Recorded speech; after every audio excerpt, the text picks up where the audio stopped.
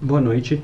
Primeiro de tudo, eu gostaria de pedir desculpa pela demora em gravar esse vídeo. Já foi me pedido para ser gravado há um tempo, mas realmente o meu tempo é bastante escasso. Hoje eu tive um tempinho e eu consegui gravar esse vídeo, que é para os alunos da turma de Biomedicina da EBI Morumbi Moca, em relação ao projeto deles sobre a doença de Lyme. Então foi me enviadas algumas perguntas e eu vou usar esse vídeo para responder para vocês da melhor forma possível. Então, primeira pergunta é: por que o diagnóstico da doença é tão difícil? Então, essa pergunta é uma pergunta também difícil de responder.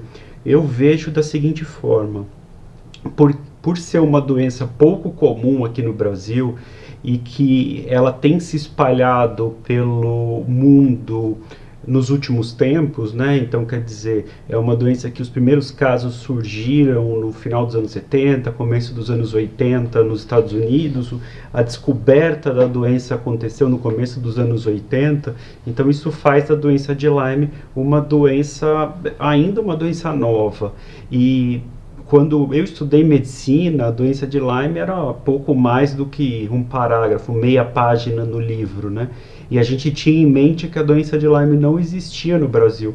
Então isso leva a uma dificuldade no estudo da doença. Os médicos conhecem pouco a doença e conhecendo pouco a doença, pensam pouco em fazer o diagnóstico da doença. Então isso acaba dificultando muito o diagnóstico da doença de Lyme no Brasil. E uma outra questão é que o exame da doença de Lyme é um exame sorológico, ou seja, a gente procura anticorpos contra a doença. A gente é feito um exame de triagem que é feito pelo método ELISA, e o exame de confirmação é feito pelo Western blot. E mesmo assim, é um exame que tem em torno de 40, 50% de chances de falso negativo, ou seja, é um exame pouco sensível. O melhor exame que a gente tem é pouco sensível para fazer o diagnóstico.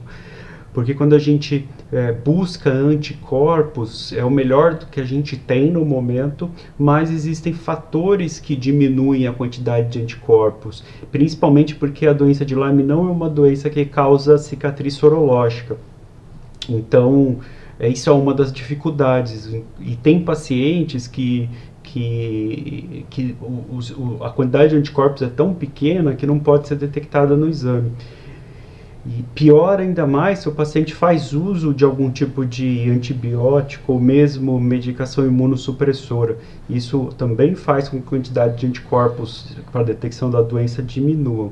E dificulta ainda mais a gente conseguir fazer o diagnóstico da doença de Lyme. Então não é só um fator, são vários fatores que levam à dificuldade do diagnóstico da doença aqui no Brasil.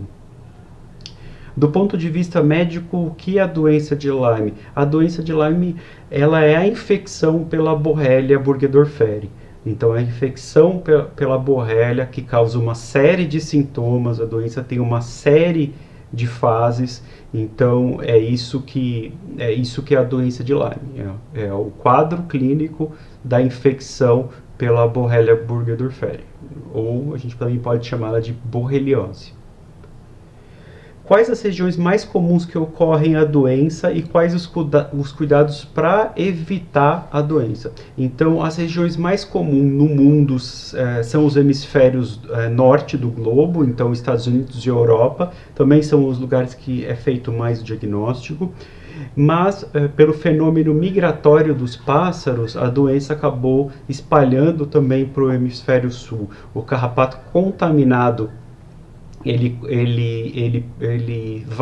parasita pássaros têm fenômenos migratórios e com isso a doença acabou se espalhando pelo mundo.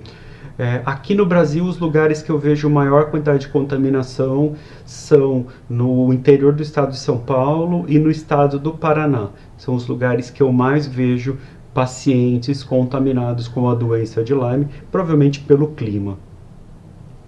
E os cuidados para evitar a doença, o principal cuidado que a gente precisa ter é usar repelente.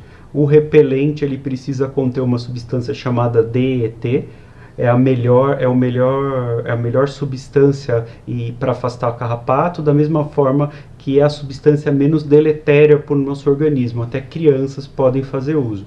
Então, a primeira linha é o uso desse tipo de repelente.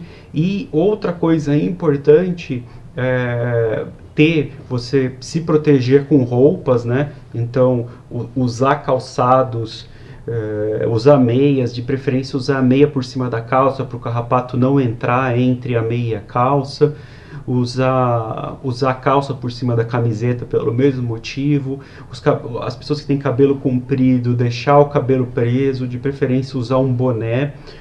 Outra coisa importante é, ao chegar em casa de uma área exposta com vegetação, toda aquela roupa ir direto para lavar. Então, porque o carrapato ele pode ser carreado nas roupas, então aquela roupa vai direto para lavar. Se não conseguir lavar aquela roupa naquele momento, pega toda a roupa e o calçado, coloca num daqueles sacos de lixo preto, bem fechado, para no dia seguinte ou quando puder lavar aquelas roupas e não trazer elas para o convívio familiar e nem no convívio com os animais de estimação.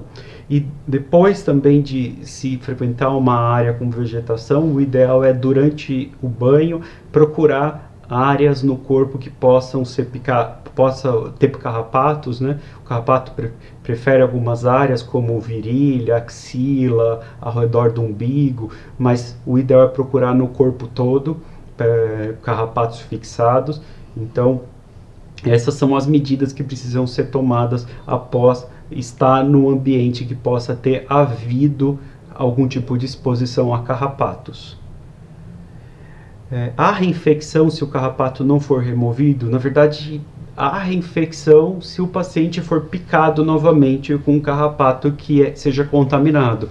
Então, mesmo que o paciente faça um tratamento para a doença de Lyme, o ideal é que ele não se exponha a novas picadas, pois pode haver uma reinfecção, o carrapato pode picar novamente e transmitir a bactéria. Como eu falei, né, nós não apresentamos cicatriz sorológica, a gente não, já ter tido a doença não é um fator de proteção, então a gente pode ser contaminado novamente e precisa haver cuidado em relação a isso. E também precisa ter cuidado em como remover carrapato, né? O ideal é pegar uma pinça, pegar direto no contato, no local onde ele está em contato com a pele e puxar num movimento só.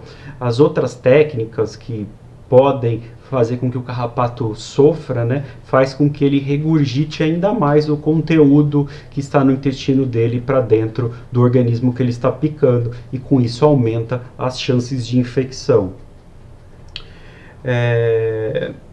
Se a fêmea pode repassar a bactéria para as larvas e continuar o ciclo de doença? Pode. Então, o nome desse tipo de transmissão no carrapato é transmissão transovariana.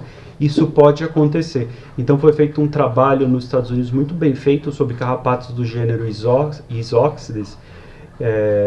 Então, esses carrapatos, eles foram examinados ninho de larva desse carrapato, e os carrapatos foram estudados para a presença de Borrelia rickettsia. Então foi examinado essas larvas. Então são larvas que não tinham picado nenhum outro hospedeiro, nenhum outro animal, e essas larvas já apresentavam DNA de bactéria dentro delas. Então sim, é possível e já está sendo cada vez mais estudado as fêmeas do carrapato transmitirem para os seus ovos a presença, essas bactérias. A gente não tem número concreto, né? A incidência, a prevalência dessa doença a gente não consegue medir no Brasil, é a próxima pergunta, por a gente não ter números concretos, né? E fora que existe uma discussão a respeito da existência da doença de Lyme, porque quando a gente vai ver, né, a bactéria, ela cresce em meios específicos, ela não cresce a Borrelia não cresce em qualquer meio de cultura, ela cresce em alguns meios específicos. Então a gente tem dificuldade desse crescimento aqui no Brasil, então isso fez com que pesquisadores nomeassem a doença com outro nome, e no nomear a doença com outro nome aconteceu toda uma dificuldade, porque a doença de Lyme é uma doença de notificação obrigatória, mas a doença de Bajor-Chinari, que é como ela foi nomeada aqui, não é. Então a gente fica com ainda mais dificuldade em conseguir ter uma notificação e saber a real prevalência da doença aqui em nosso país. Quais são os primeiros sinais e sintomas que devem ser levados em conta para o diagnóstico de um paciente com doença de Lyme? Então, a gente precisa ter ideia quais são as fases da doença. A partir da picada do carrapato, a gente chama de doença inicial, que ela acontece de dias a semanas após a picada. Neste momento, o paciente pode apresentar a lesão típica da doença, né, que é a lesão em alvo. Nos Estados Unidos, apenas 30% dos pacientes apresentam esse tipo de lesão. Aqui no Brasil, menos de 10% possuem documentadas essa lesão em formato de alvo. Então, é uma lesão de apresentação incomum, embora ela seja característica da doença. Então, os pacientes na fase aguda, eles podem ter esse tipo de lesão, e eles também podem ter um quadro que lembra um quadro gripal. Então, o paciente pode ter algum tipo de febre, dor nos músculos, dores nas articulações, pode ter dor de garganta, embora seja menos comum, pode ter nariz escorrendo.